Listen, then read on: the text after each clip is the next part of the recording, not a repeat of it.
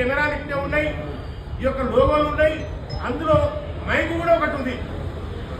ఇవన్నీ కూడా ఏమి గమనించకుండా ఒక సాటి మంత్రిని అన్న ప్రభాకర్ అన్న పొన్న ప్రభాకర్ అన్న ఏ పాపం చేసే మాదిగోళ్ళం దున్నపోతాంటావా మాదిగ మంత్రిని పట్టుకొని? ఆ దున్నపోతు వాళ్ళకి ఏమవుతుంది?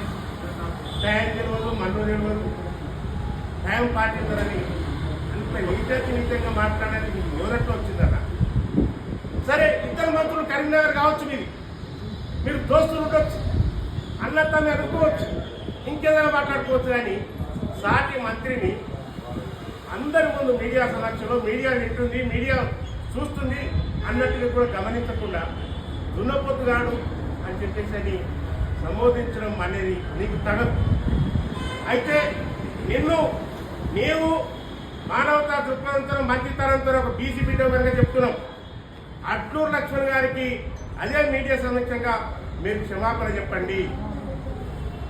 లేకపోతే ముఖ్యమంత్రి రేవంత్ రెడ్డి గారు, మీరు అన్ని వర్గాలకు సంబంధించుకున్న నాయకులు, దయచేసి పొన్నం ప్రభాకర్ గారిని ఆ మంత్రివర్గం నుంచి బర్తరఫ్ చేయండి, ఇంకొక గౌడ సామాజిక వర్గానికి మంత్రి పదవి చేయండి.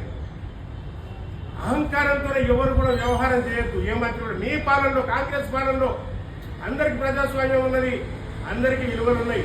కానీ విలువ తప్పినట్టుగా విలువను తీసేస్తూ కులానికి కించపరుస్తూ సాటి కులస్తుడు, ఒక దళిత కులస్తుడే పక్కన వివేక వెంకట స్వామి రెడ్డి ఒక దళితుడు, మొన్ననే ఈ అట్టూరు లక్ష్మణ్ మాదిగా దళితుడు, మాకు మొన్ననే వర్గీకరణ పంచాయతీ తెగిపోయి ఇప్పుడే అన్నదమ్ములు లేక కలిసిమెలిసి ముందుకు సాగుతున్న సమయంలో అదే దళిత మంత్రి దగ్గర అట్లూరు లక్ష్మణ్ గారిని అవమానపరుస్తూ అతనితో మాట్లాడితే అతడేమో ఏం మాట్లాడో తెలియక సైలెంట్గా ఉన్నాడు.